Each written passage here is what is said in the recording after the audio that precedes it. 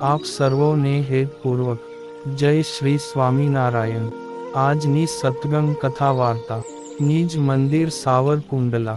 આજની સત્સંગ કથા વાર્તામાં આપણે ચરિત્ર કથા અંતર્ગત ભગવાન શ્રી હરિએ ગામ બગસરાના સથવારા, વેલો, રૂડો તથા ડોસો અને હામાપરના કરસન બાંભણિયાની કાળ થકી રક્ષા કર્યાની પ્રસંગ વાર્તા સાંભળશું।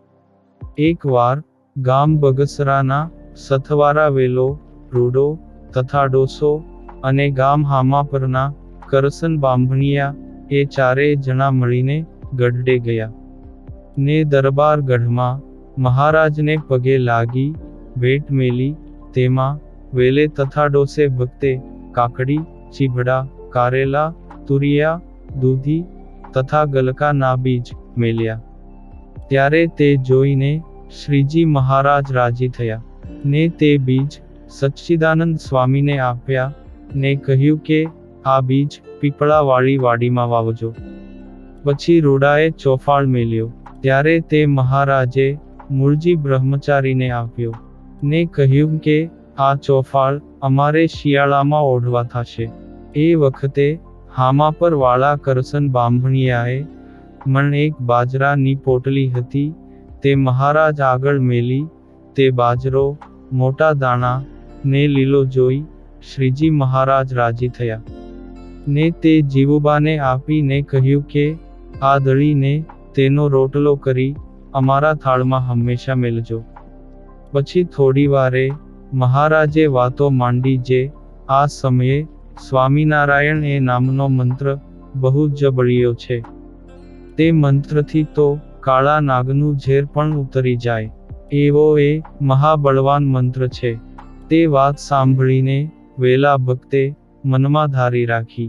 પછી 4-5 દિવસ રહીને ચાલવા વખતે મહારાજ પાસે રજા લેવા ગયા।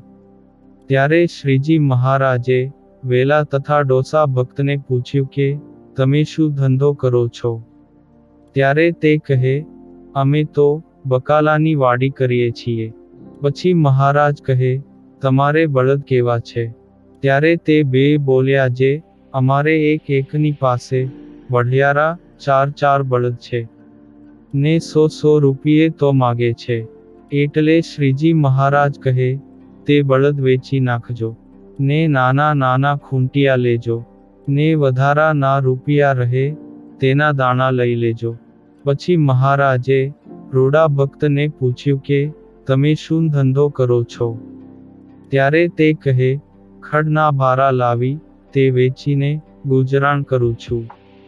ત્યારે મહારાજે મસ્તક ડોલાવીને મુક્તાનંદ સ્વામીને કહ્યું કે આ ભક્ત કેવા દાખલા કરે છે।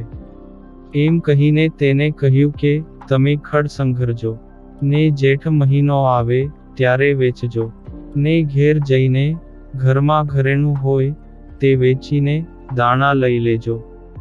પછી કરસન બામણિયાને પૂછ્યું કે તમારે ઢોર કેટલા છે? ત્યારે તે કહે 50 ઢોર છે।